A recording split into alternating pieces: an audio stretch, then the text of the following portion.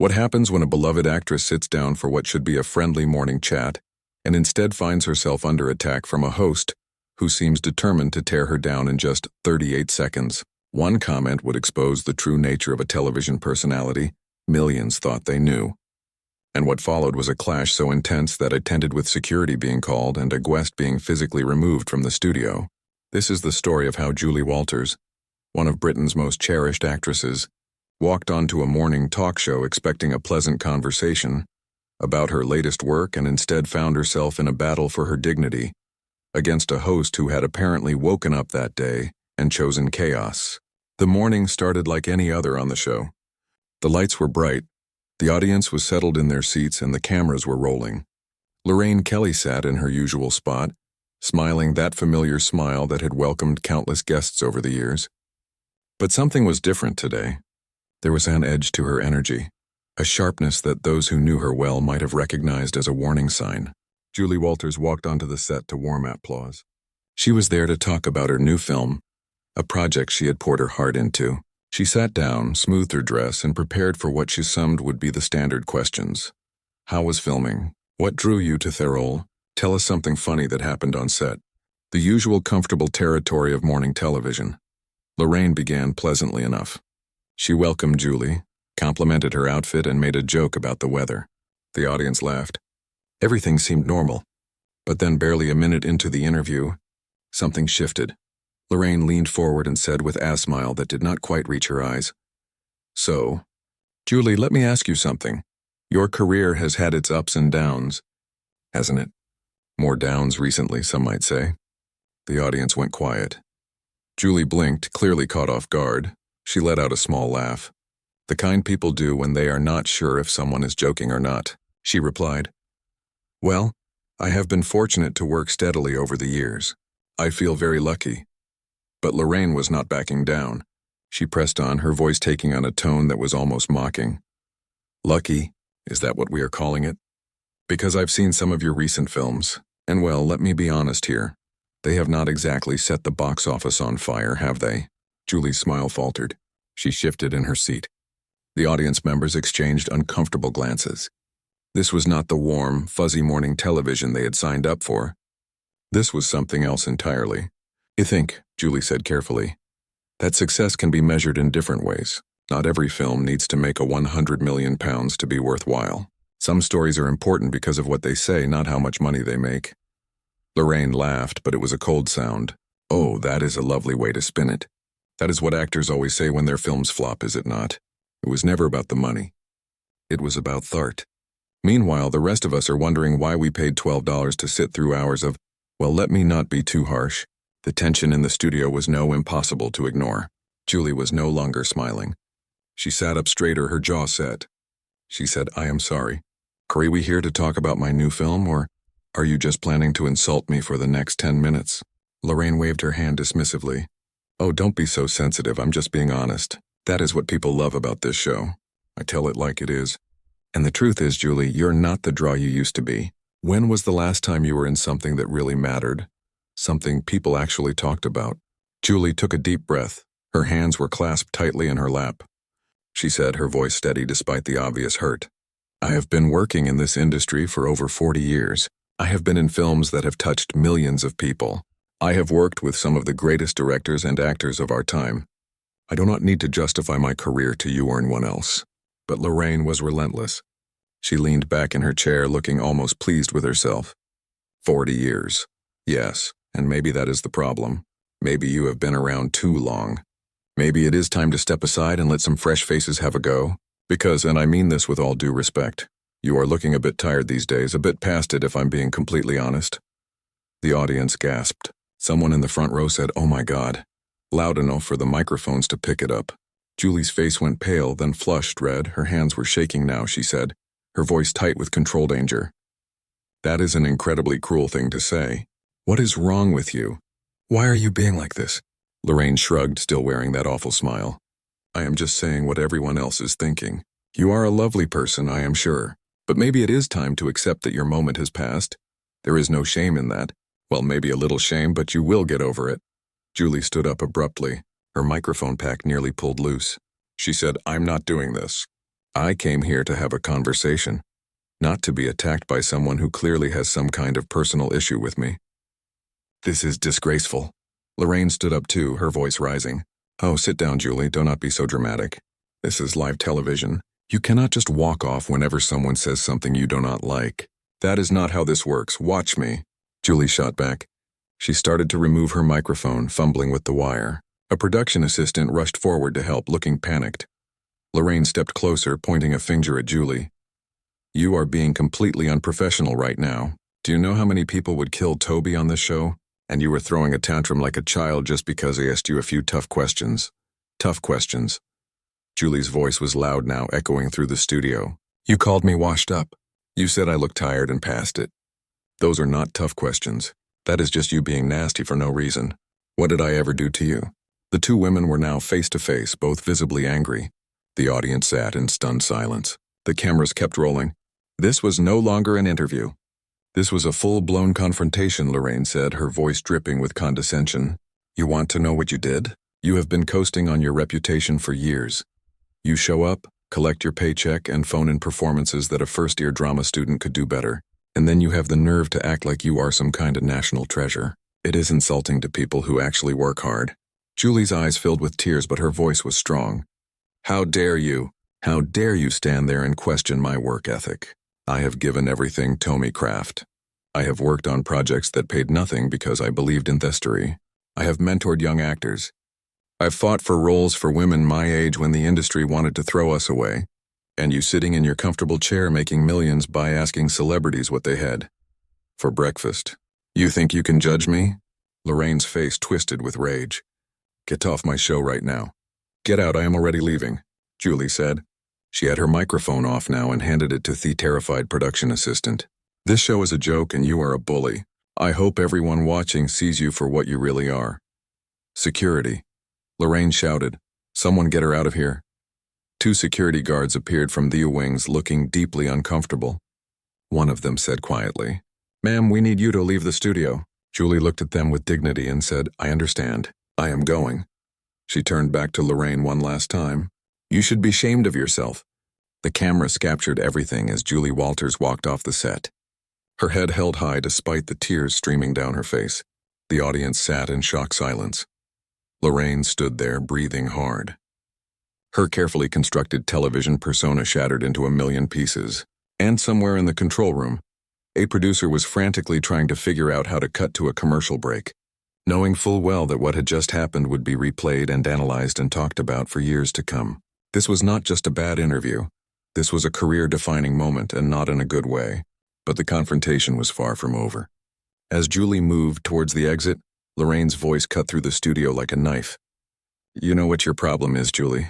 You cannot handle the truth. You have been surrounded by yes people for so long that you have forgotten what real criticism sounds like. Julie stopped walking. She stood there for a moment, her back to Lorraine, and you could see her shoulders rise and fall with a deep breath. Then she turned around slowly. The security guards froze, unsure of what to do. The entire studio held its breath. Julie walked back towards the set, not in a threatening way, but with the kind of calm determination that somehow felt more powerful than any show of aggression. She stopped a few feet from Lorraine and said, You want to talk about truth? Let me tell you some truth. I came here today as a favor. Your producers begged my agent for weeks because your ratings have been dropping and you needed a name to bring viewers back. Said yes because I thought it would be a nice, easy conversation. I was wrong. Lorraine's face went red. That is not, she started to say, but Julie held up a hand. I am not finished. You sit there every morning and you smile and you laugh and you pretend to be everyone's friend.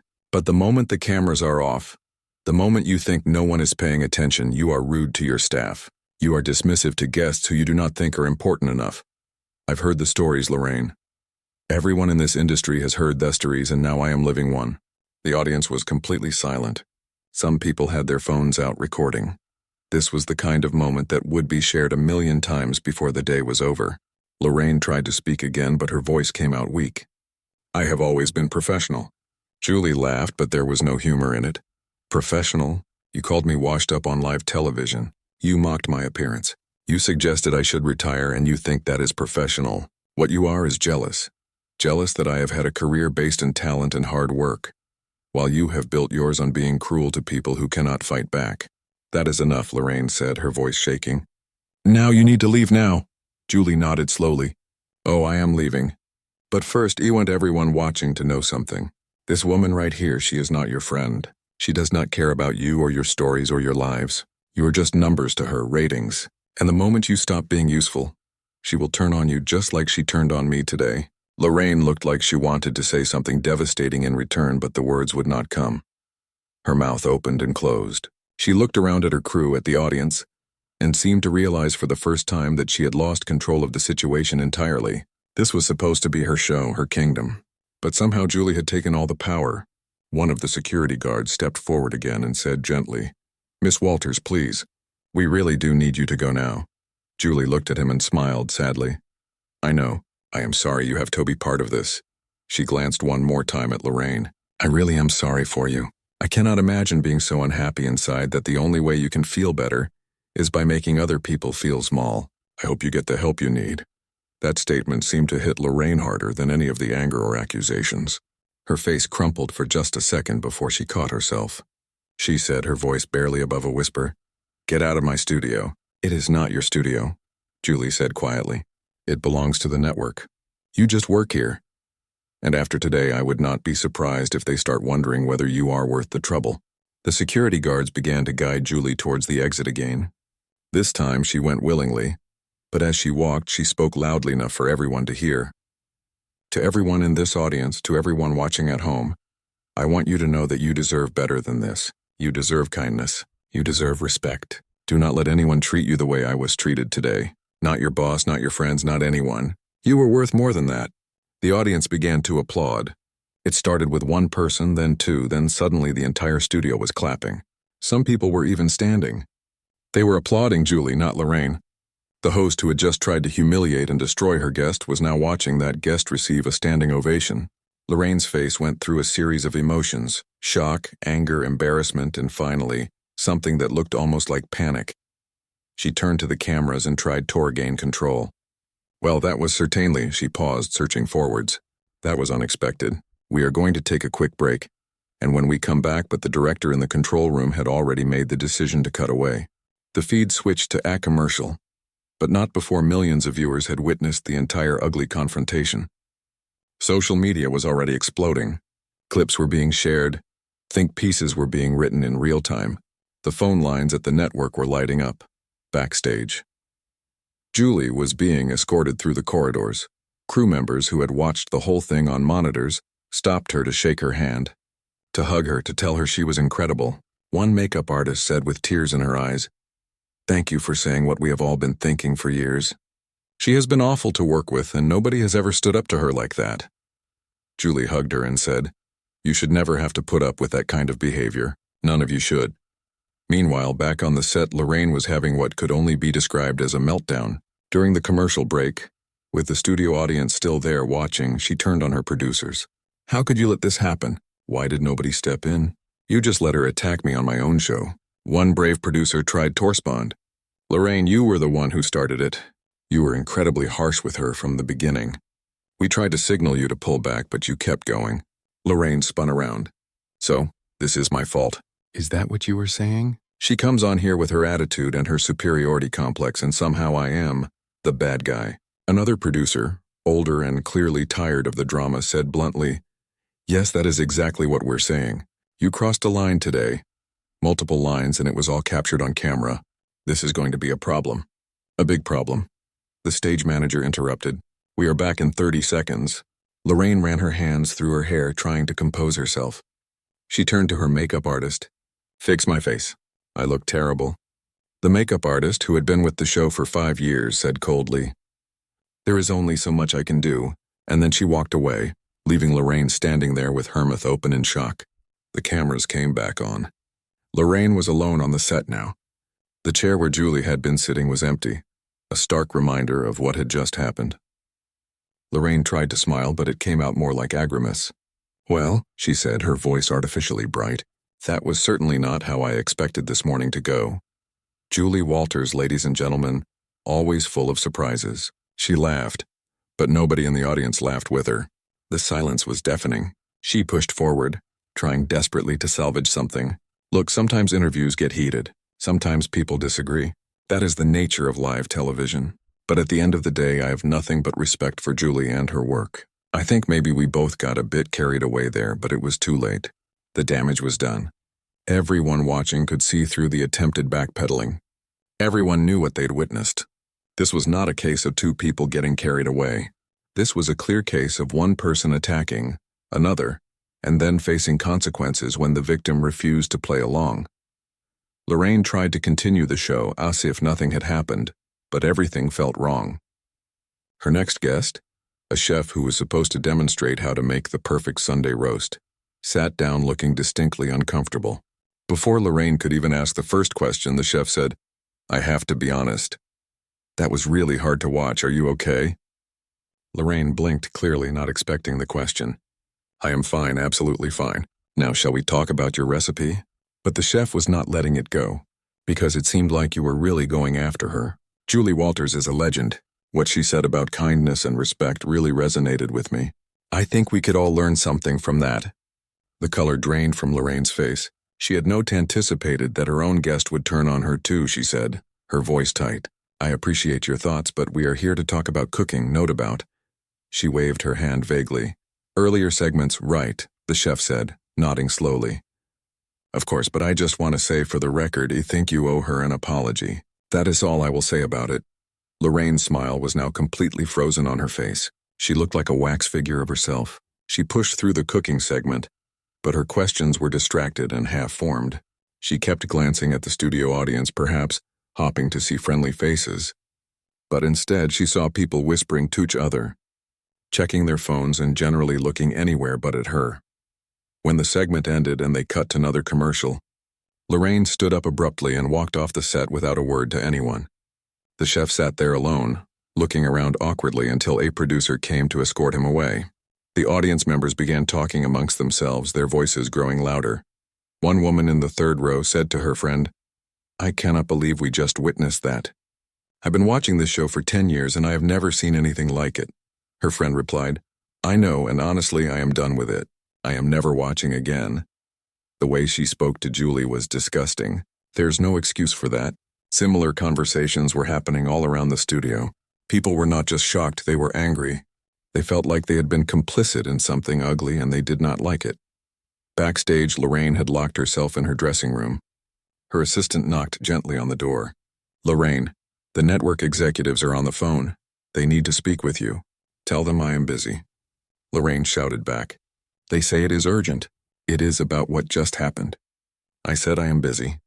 There was a pause. Then the assistant said quietly, "They are talking about pulling you off air. They want you to make a statement." That got Lorraine's attention. She yanked the door open. "What do you mean, pulling me off air? This is my show. They cannot do that." The assistant, a young woman who had put up with Lorraine's temper for 2 years, said with surprising firmness, "They can do whatever they want. You went after Julie Walters on live television." The phone shave not stopped ringing. Social media is a nightmare. Everyone is calling you a bully. They need to do damage control. And if that means you sit out a few shows, then that is what they will do. Lorraine stared at her assistant like she had never really seen her before. "When did you grow a spine?" she asked, her voice dripping with venom. The assistant smiled sadly. "About 5 minutes ago. When I watched Julie Walters stand up for herself, she made me realize something. I do not have to take your abuse either. I quit." She turned and walked away, leaving Lorraine standing in the doorway with her mouth hanging open. For perhaps the first time in her career, Lorraine was completely alone. No assistant, no adoring audience, no guests laughing at her jokes, just here and the consequences of her actions. Back in the studio, the show was attempting to continue with a substitute host, a news anchor who had been pulled in at the last minute. He sat in Lorraine's chair looking deeply uncomfortable and tried to introduce the next segment. But before he could finish a sentence, someone in the audience stood up. It was an older woman, probably in her 60s. She said in a clear, strong voice, "I'm sorry, but I need to say something. We all saw what happened here today. We saw how Julie Walters was treated. And I think we all need to acknowledge that what we witnessed was bullying. Plain and simple. That woman." And she pointed to Lorraine's empty chair. should not be allowed back on television until she understands the harm she caused. The substitute host did not know what to do. He looked to the producers for guidance, but they were just as lost. Another audience member stood up, then another. Soon, half the audience was on their feet. A man in his 40s said, "My daughter watches this show." She looked up to Lorraine. "How am I supposed to explain to her what we just saw? How do I tell her that someone she admired is actually cruel?" A younger woman added, "I came here today so excited to be in the audience. I thought this would be fun. Instead, I feel sick. I feel like I just watched someone get torn apart for entertainment. That is not okay." The substitute host held up his hands. "I understand everyone is upset. The network will be making a statement, but right now I think we need to take a break." "No," someone else shouted. "No more breaks. No more pretending everything is fine. We deserve answers. Where is she? Where is Lorraine?" The chanting started small but grew quickly. "Where is Lorraine? Where is Lorraine?" The producers were panicking now, making frantic calls, trying to figure out how to regain control of the situation. But there was no controlling this. The audience had seen behind the curtain, and they did not like what they found. In her dressing room, Lorraine could hear the chanting through the walls. She sat on her couch staring at nothing as the reality of what she had done began to sink in. Her phone was buzzing constantly with calls and messages, but she could not bring herself to look at it. She knew what they would say. She knew what everyone was saying. There was another knock at their door. "Lorraine," it was one of the senior producers. "We need you to come out and make a statement. This is getting out of hand." Lorraine said nothing. "Lorraine, please. The audience is about to riot. We have security concerned. You need to fix this. Fix this." Lorraine's voice was hollow. "How am I supposed to fix this?" "You could start with an apology. A real one, not the half-hearted thing you tried earlier. You need to own what you did." Lorraine stood up and opened the door. The producer took a step back at the sight of her. Her makeup was smeared. Her hair was a mess. She looked 10 years older than she had at the start of the show, she said. Her voice barely a whisper. "I cannot go back out there." "You have to. This is your show, your responsibility." Lorraine shook her head slowly. "It stopped being my show the moment I attacked Julie. It became hers. She won and I lost everything." The producer wanted to argue, but looking at Lorraine's face, he realized there was no point. She was broken. Whatever happened next, Lorraine Kelly, as everyone knew her, was finished. Meanwhile, Julie Walters had made it back to her car. Her driver, who had been watching the whole thing on his phone, looked at her with something like awe. "Miss Walters, that was incredible. You were amazing in there." Julie smiled tiredly. "I do not feel amazing. I feel exhausted and sad. I never wanted any of that to happen." "You did not make it happen," the driver said firmly. "She did. You just stood up for yourself. And from what I'm seeing online, the entire country is on your side." Julie looked out the window as they pulled away from the studio. She thought about Lorraine alone in her dressing room, facing the destruction of everything she had built.